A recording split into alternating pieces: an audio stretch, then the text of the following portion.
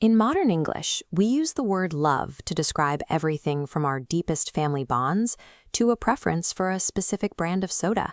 It's a versatile word, but it often describes a fleeting feeling or a personal taste. For thousands of years, Jewish people have bookended their days with a prayer that uses this word in a much more demanding context. It's called the Shema. This prayer calls for a specific response to God. You shall love the Lord your God with all your heart, with all your soul, and with all your strength. It starts internal and expands until it covers a person's entire capacity. But how do you actually do that? If love is an emotion that happens to you, then being commanded to feel it with your total strength seems impossible. The answer lies in the ancient Hebrew word itself. When we look at how the biblical authors use this term, it shifts from a passive feeling into a specific way of existing in the world. That Hebrew word is Ahavah. It refers to the affection or care that one person shows another. It's a broad term.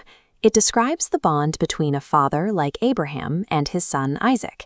It's the brotherly friendship between Jonathan and David. It even appears in politics, describing the loyalty and good relations between King Hiram and King David. In the book of Deuteronomy, Moses uses this same word to explain why God chose the Israelites. He didn't choose them because they earned it or deserved it. His affection originates from his own character. He loves because he loves. This doesn't mean it's an abstract concept. The prophets describe God's Ahavah as a genuine feeling, likening it to the intense devotion a parent has for a child, or a husband for a wife. It is one of the strongest things God experiences. But the biblical narrative doesn't leave love in the realm of psychology.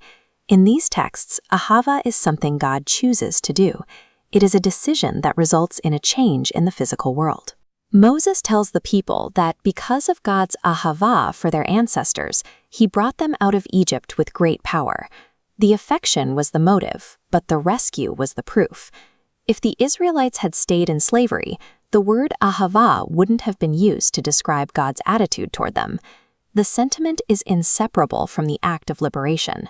For the biblical authors, you cannot have the feeling without the follow-through. Love is defined by the intervention it produces. This brings us back to the Shema. When the prayer calls for Israel to love God, it is calling for a specific response to the rescue they already experienced.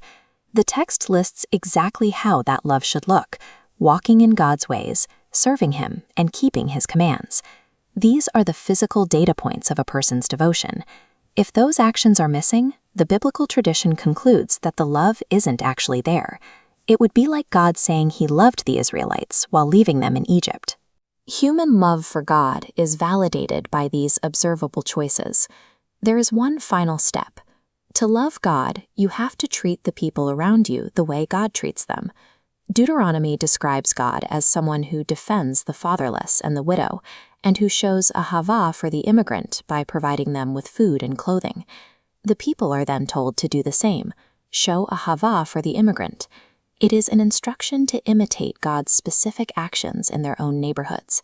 This is the logic behind the command to love your neighbor as yourself. It isn't a suggestion to have warm feelings for them. It's a command to provide for their needs. It shows that in this ancient tradition, devotion to God is only as real as the care you provide to the person standing next to you.